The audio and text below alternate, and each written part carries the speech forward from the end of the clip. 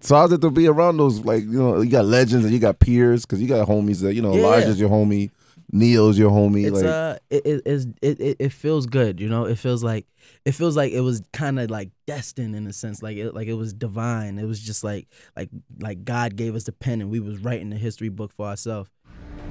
We've done every low-down, dirty job you've handed us. You have not assigned us a single forward mission. You're just gonna have to suffer a failure. We have a right to fight for our country, the same as every other American. So you shut us down, or you let us fly. Yo, man, I feel like, this is something that George has had on his heart for 20 years. Kid. Yeah. 20 years. That's ill. So even before Anthony was even thought about, not thought about, he was older, but still, before he was thought about to be the director for this film, George already had the plan. He wanted to do it. He wrote the script and he kept on saying the script was too big, the story was too big. So it took him 20 years to cut it down and figure out the right format to do it in. And it was easy for him to pick you because y'all got the Wire history, y'all worked together. Exactly, yeah, exactly. But even I thought I was gonna have it easy. I thought I would probably get like a quick in. Yeah, he told me that he put y'all through boot camp. Y'all were tight. Yeah, boot camp. Everybody had to audition for their roles. Like he wasn't playing no games. Explain your character real quick. Well, my character's name is Raymond Gannon. He's the youngest pilot in the whole flight, and basically he's just trying to fight for respect. He's trying to fight for the other guys to look at him as a man as well. Oh, okay. So you trying to be equal with them? Exactly. You're already dealing with racism and all the other bullshit. And saving the world. That's part of it, but you want to prove yourself to them. Okay, that's ill. On those planes, did y'all have to train shooting actually Yeah. How does it feel like to use those what kind of guns are on them joints? On the guns are actually I think it's 6 40 caliber guns, and or it's either 40 caliber or 50. And I just know that they're big bullets. Super kickback? Yeah. What? But the thing is that we don't feel it in the plane. It just feels like the plane is shaking, like it's turbulence. Man. We were hanging with Samuel Jackson, man, and he was like amped at your role in the movie. He loved it, man, and I'm like, you were like shocked, that, you were like, what the fuck? Like, exactly. This is Samuel L. Jackson. Like, this dude gave me he said to me, basically he was proud that there's a young generation of actors that are coming up and that he doesn't have to be worried about it, and it felt good to be in that presence. Yeah, where did y'all shoot that the movie? We shot it in Prague, and then we shot it in Croatia. They took us up in the actual planes that the Tuskegee Airmen were in, that they were known for, the Red Tails. What? The P-51 Mustangs, and them joints are like probably the fastest things you've ever been in your it's only it's just you and the pilot, and you're flying around and they're simulating dog fights. Dog, when I tell you about them G-forces, you feel like you're lifting up a house. It's like, you listen to reggaeton a lot, like before you go on set. Like, I know you're Dominican and shit. I don't know, man. Nah. You sure? I'm positive. No plantanos before. No you said that? Platanos. Platanos. Yeah. A lot of people, I don't know. I never knew you were Dominican. I thought you were like from Atlanta or something. Nah, I'm part Dominican. My mom's is Dominican, but my dad is black. They took a lot of the moisture scenes out of the movie. I guess they wanted it to be informative. Yeah. I don't think they wanted to be more informative. I think there's just so much story that has to be told. It's kind of like, what stories can we keep, and what stories do we have to cut? And a lot of the Jasmine Sullivan got cut out, man. Damn, man, I love her. Yo, you don't even understand. I want to bang her too, man.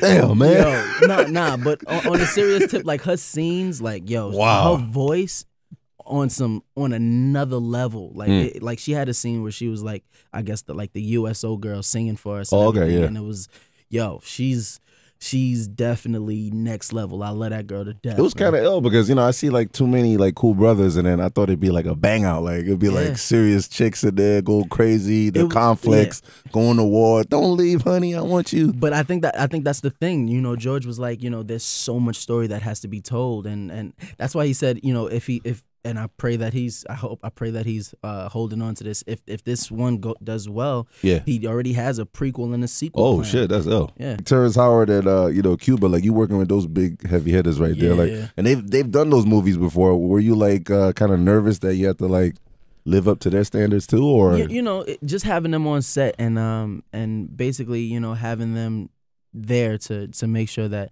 not only were the acting right, but like just to make sure that we were basically on task, that everything was going right. Did y'all split up like in crews? Like, all right, we hang together, did it? Nah, For it real? wasn't. Which was dope, and the craziest thing is that it usually does happen. Like, with a ensemble cast, you usually get the clash of personalities and stuff. But, doing boot camp, it kind of all of that went out the window. What's up with Method Man though? Like, what's up with him, man? Yo, like... Meth is the man. Kid. Meth is the man.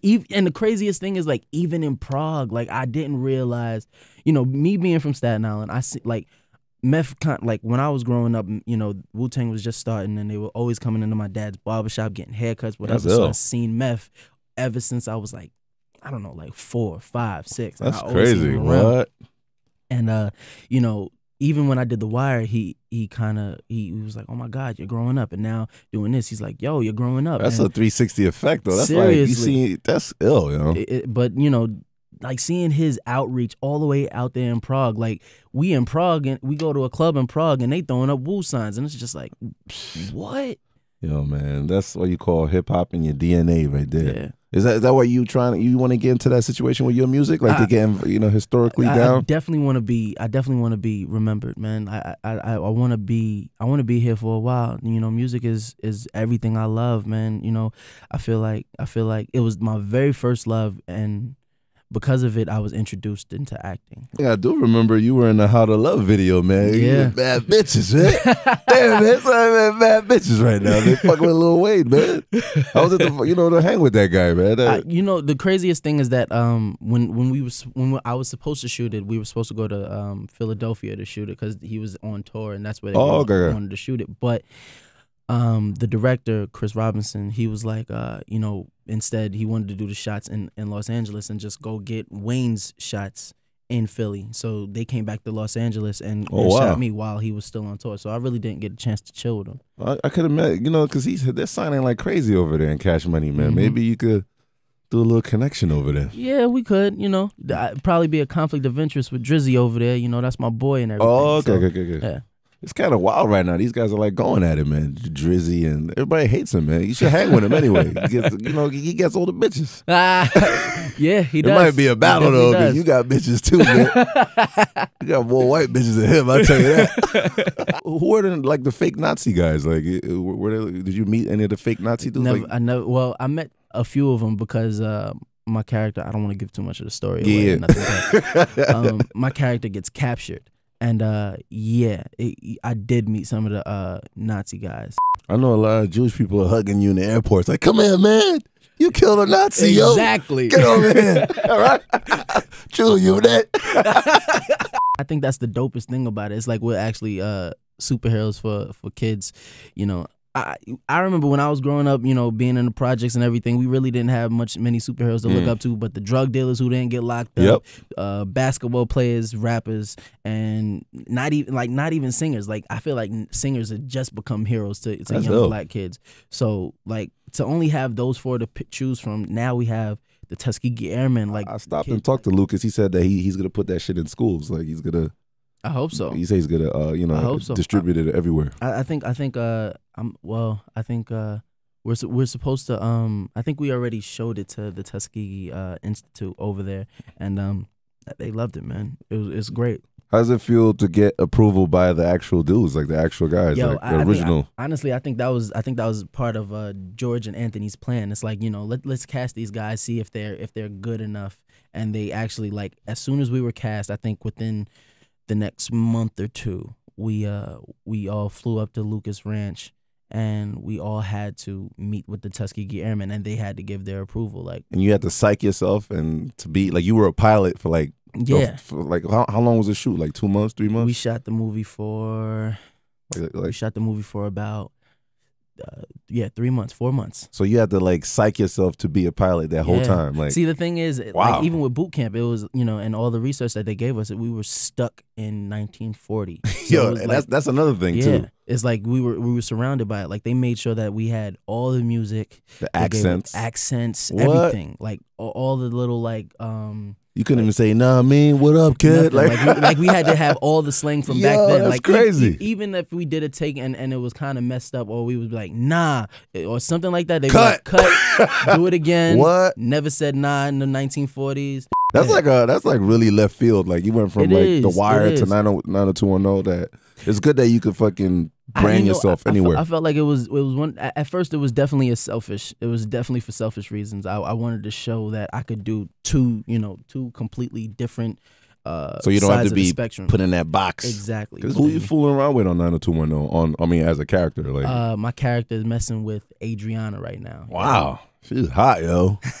Damn, man. Do you think black people gonna support it, or because I know white people gonna go watch it? The funniest thing is that we've gotten so much support from the black community, and I couldn't thank them enough, you know, and not even just from them, like from everybody, from the Latin people. Like I had an interview with somebody from what's that channel? What channel? What's the main Spanish channel? Oh, you mean Telemundo? Telemundo. Wow, get out of here. We did something for Telemundo. It was great. Like it was just like, you know, all like everybody's coming out to support us and be behind us, because this is essentially what we're trying to do. This is going to be the thing to break down the Hollywood's doors to make sure that all the other stories are being told. Did Terrence Howard bring out the guitar? Of course he did. You know he did.